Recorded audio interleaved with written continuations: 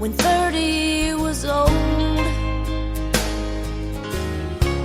My biggest fear was September, when he had to go. A few cards and letters and one long distance call. We drifted away like the leaves in the fall. But year after year I come back to this place, just to remember the taste of strawberry wine. 17, the hot July moon saw everything. My first taste of love was bittersweet, but green on the vine, like strawberry wine.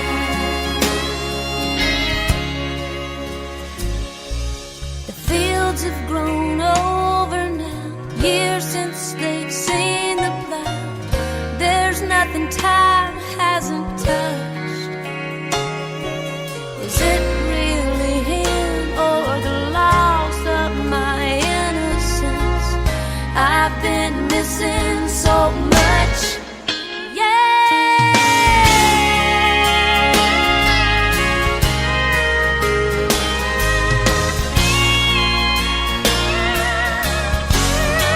Strawberry wine, 17, the hot July moon saw everything.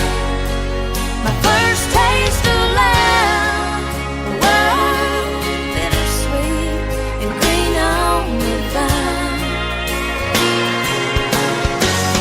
like strawberry wine, 17, the hot July moon saw everything.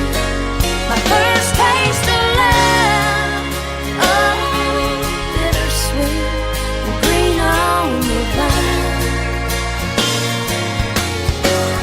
like strawberry wine.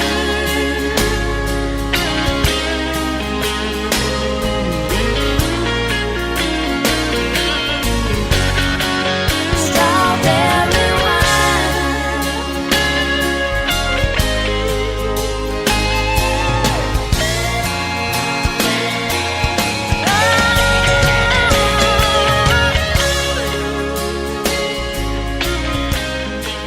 Strawberry wine.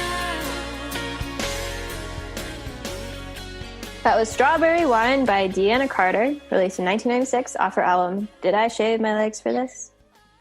No one needs to shave their legs. I ask myself that all the time. I know. Why? Winter's coming.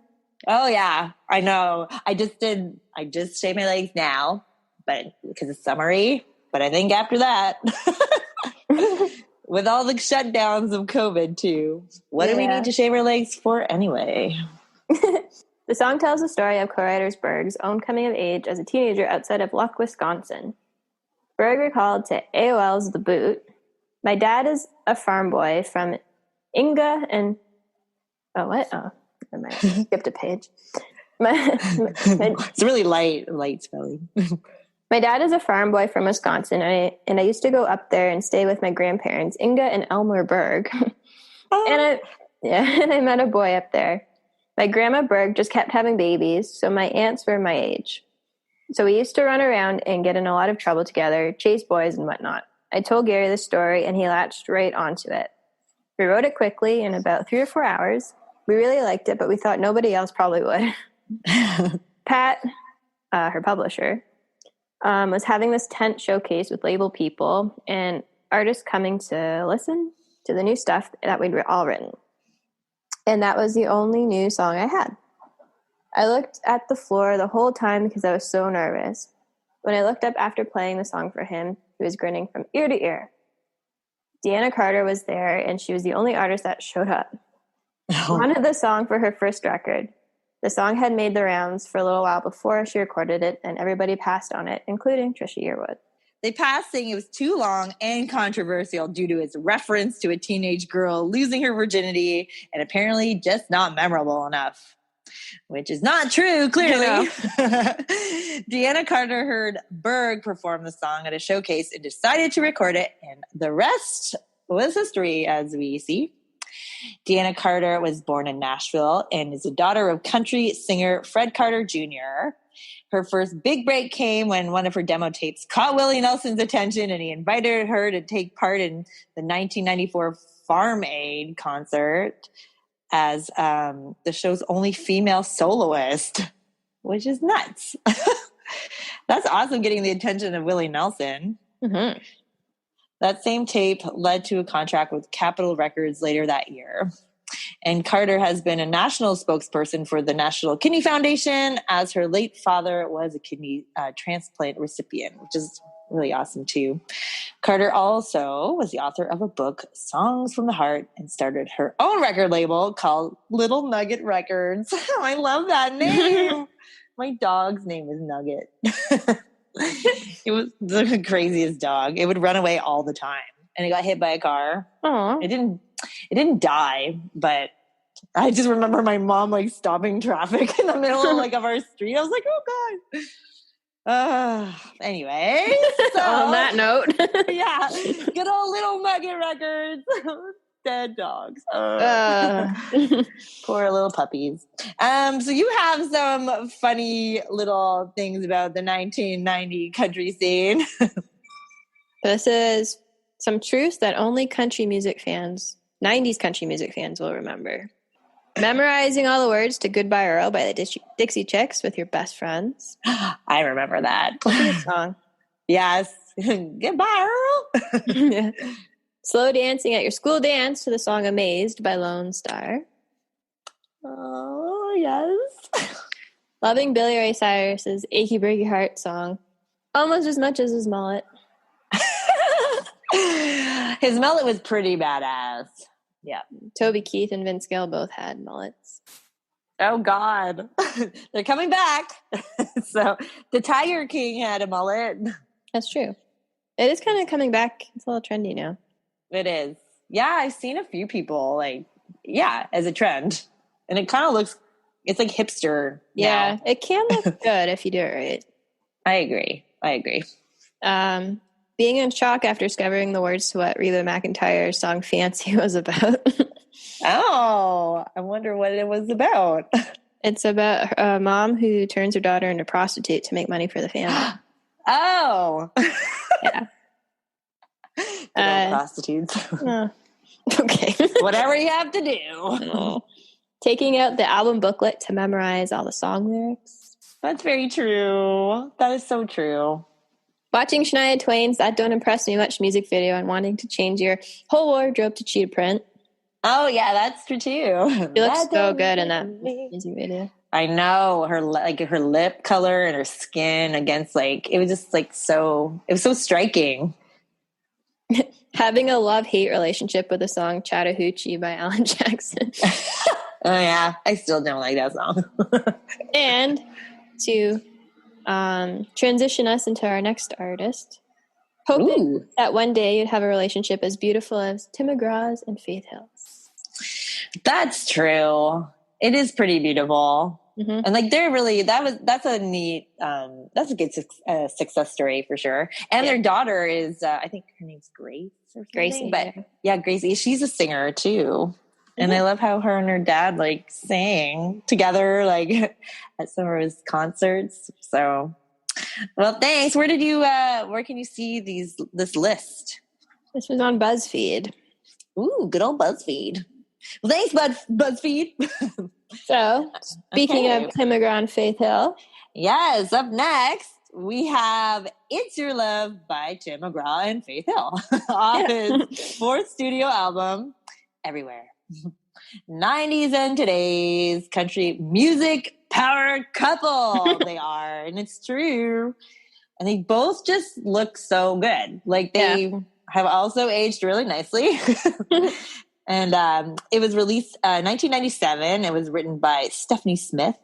The song spent 6 weeks on top of Billboard's Hot Country Songs chart and was both McGraw's and Hill's first top 10 hit on the Billboard Hot 100, which is kind of neat that they got to do that together. The song went on to win Song, Single, Video, and Vocal Event of the Year at the ACMs, won Vocal Event of the Year at the CMAs, and was nominated for 2 Grammys. Tim and Faith were dating at the time, and when he first heard the song, which wasn't intended as a duet, he knew he wanted to record it with her, which, how nice, how chivalrous. And now look at them. Faith Hill was Tim's opening act on his Spontaneous Combustion tour in 1996, and sparks were flying. They were combusting. So there you go. There were sparks. They were spontaneously combusting. And the pair began dating.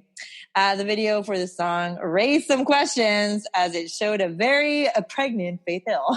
A lot of combusting. Apparently. The couple had only been married for less than 7 months when the song came out, but the time they filmed the video, Hill was very pregnant with their first child, Gracie. This song was the first of many collaborations they would go on to do together. They've been married for 24 years now and have 3 beautiful daughters.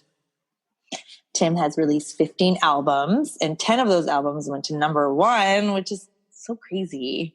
And Faith herself has sold more than 40 million albums worldwide, and Tim has sold over 80. Oh my goodness. So I guess he's probably like, well, I wonder, I guess he's part of like really close to the top 5, I would think. Yeah, he's definitely up there. Yeah, because if Garth Brooks is 134, well, Alan Jackson at 75. So, they do sell a lot of records. Yep. Something you may or may not know about Faith Hill is that she is adopted, which I had no idea. Wow. She was adopted days after being born into a loving home, and foster care is an issue she actually wants to address more. And that is good, especially being adopted. That would be nice to kind of carry on and bring attention to.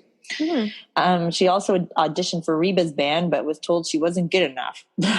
Oh my God. I just love seeing that happen where it's like, well, screw you. I'm going to be a hit star anyway. Paula K. Evans got the gig instead and was one of the 8 people who died in the plane crash, which that's terrible. Yeah. Oh my God. That crashed that Reba's band. What? I don't remember that. Yeah. And Reba wasn't in there. No, it was her, like most of her band. Isn't that crazy, eh? Yeah. Wow. So they went on separate flights? Yeah, it was like a private plane. I don't know. Jeez. Oh my goodness. I have to look at that. I totally don't remember that. But on a lighter note, McGraw's hat collection has been well documented, and he admits the reason for all the hats, saying, I don't have a 4-head. I have a 5-head. So there you go. So here is It's Your Love by Tim McGraw and Faith Hill.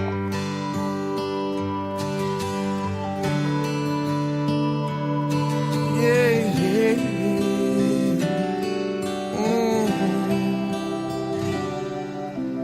Dancing in the dark, middle of the night, taking your heart and holding it tight. Emotional touch, touching my skin, and asking you to do what you've been doing all over again. Oh, it's a beautiful thing. Don't think I can keep it all in. I just gotta let you know what it is that won't let me go. It's your love. It just does something to me. It sends a shock right through